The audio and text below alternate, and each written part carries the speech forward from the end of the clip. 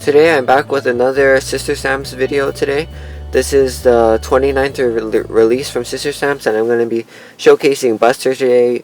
See, I made this card a few months ago actually, and it's a very simple card. It was my first card using all of these different peekaboo animals, and as you see here, this is Buster again. They're very nicely, deeply etched, these Sister Sam's, and they're so well made. I like them so much, and they're really easy to use. As you see here, the first card was just one of the cards that I made, and now I did have enough time to make this process video, so I hope you guys like it. I'm just stamping it out in Memento Tuxedo Black, stamping it onto some just regular white cardstock, and then I'm going to go ahead and start coloring it. So and then get ready to make the entire card. It ended up pretty simple card. It's just that it had a lot of different steps to go along, and you can see this is my neutral browns or neutrals markers in this pouch here, and I'm just going to be using my skin tone markers actually to be doing the coloring for Buster today. So I'm just using FS3, and I'm going to go ahead and shade it with TN2, which is a little bit off of screen here, but it's just my slightly darker skin tone color.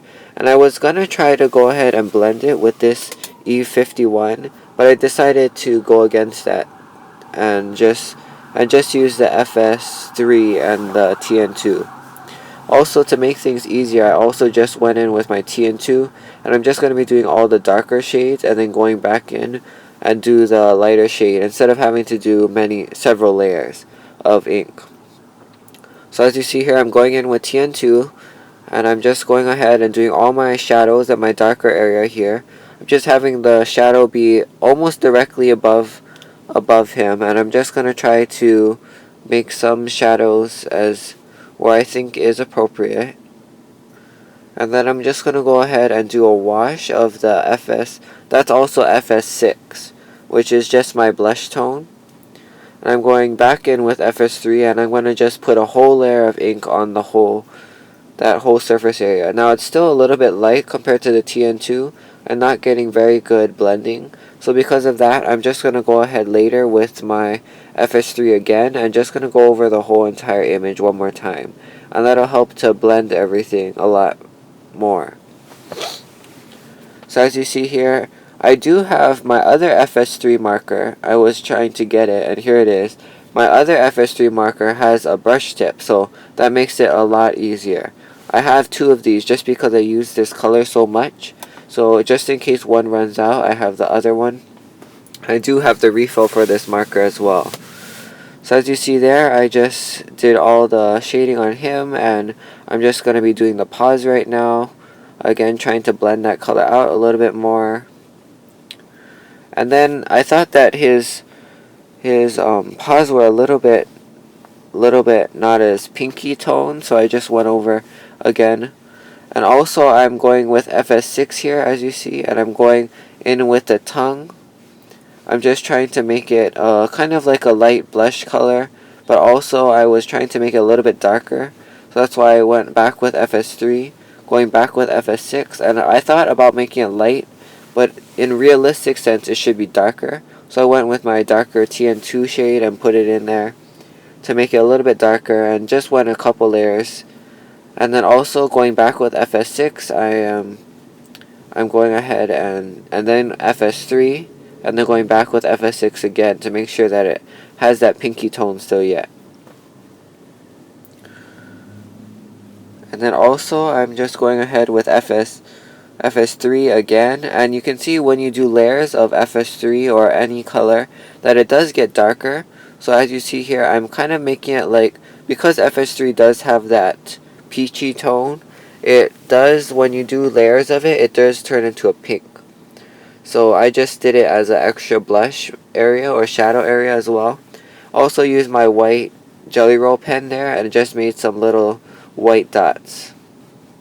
So now I'm going ahead with this is the EK Success scissors, and these are the non-stick ones. These are just like the Cutter Bee or the Honey Bee scissors.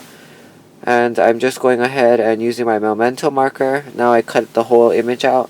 I'm just going to go around the entire entire Buster here, and I'm just gonna make sure that it doesn't have that white line, because when you have the white mark, it really shows up in your finished project. So because of that, I really don't like anything that white showing, so I'm just taking my black marker there, and that really makes it a finishing touch. Now I'm going with my Distress ink, and I was trying to use all those colors to make my background here. I thought that it would be impossible to use all those colors, but I ended up using them all. So that was Squeezed Lemonade, and as you see there, I just have all my little foams right in the back of my colors. Now this is the new Fossilized Amber. That's one of the new colors, and I never used it before, so because of that reason, or I used it maybe once or twice maybe, but because of that reason, I didn't realize how dark this color was, and it's a pretty dark color, and plus because it's a new foam and also a new ink pad, it does turn out a little bit darker than what it will be later on. So I just went in with Wild Honey and tried to blend it together a little bit better, and that kind of did the trick. Also, I'm taking next is Ripe Persimmon. It's turning into a red, so this is more like kind of a salmony, kind of orangey red. Just taking it, I thought to try to use all my colors, I should share the space equally. So next, I believe this is Abandoned Coral. This is also one of the new colors, so you can see it was very juicy. I didn't really have to use it that much.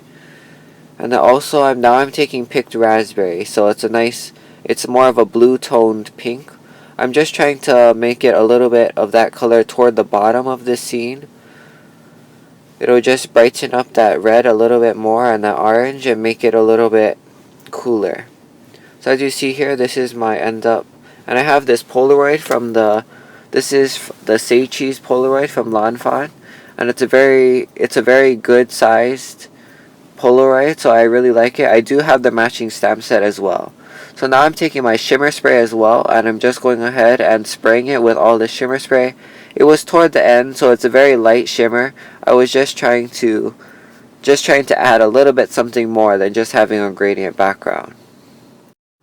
Now I'm just going to let that dry right now, and then as you see here, I cut the Say Cheese Polaroid out of white and as well as out of black. So I was able to just make a shadow to my white layer Polaroid. Now I'm taking this stamp from the Mama Elephant dog stamp set. I'm just stamping it here saying "Missing you is real rough." So it's a really cute play on words for a dog. So I thought it would match this dog image really well. So now I went ahead and stamped it. I'm just cleaning my stamp, and I'm just gonna go ahead and add some washi tape now. So I had a little bit of color or yellow color toward that right side where I put the washi tape. So I'm just covering it up. That's one easy way to cover it up. You can also put stickers or other different things. So I'm just doing that and making it look like it was part of my design. Now back to the dog, I went ahead and I'm gonna be placing it onto or propping it into this Polaroid now. You can see I added adhesive in the back there, so I'm just trying to fiddle with it and make it exactly how I like it, and then I'm just going to stick it down really well in the back. Then I'm also just going to take all of I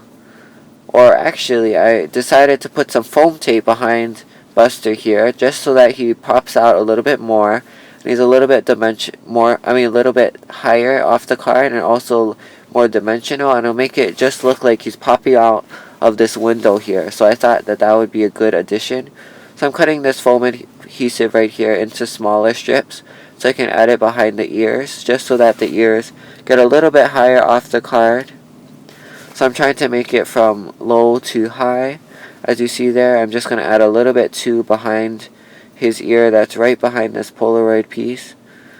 So as you see there, and I'm just going to take all of the adhesive off and adhere it onto my yellow panel here. And that's just going to make it this is going to be pretty much the main focal point on my card, and it's going to be pretty much finished. So I really like doing this kind of card. It's very simple, but yet it has an impact to the person that gets the card. Also, using the Distress inks really makes a difference on on how the card turns out. I really liked how the gradient background turns out. You can of course make it any color that you would like. I just decided to make it yellow this time so it matched this brownie tone of his skin. And this is pretty much all that I did. It's just adhering it down, making sure that this is all stuck down really well and exactly how I want it. And this, I'm just going to be finishing up the card here. Well, I just added some washi tape there. I'm just going to be finishing it here. And I'm just adhering it down now. I put a lot of strong adhesive on the back, and I'm just trying to align it as best as I can.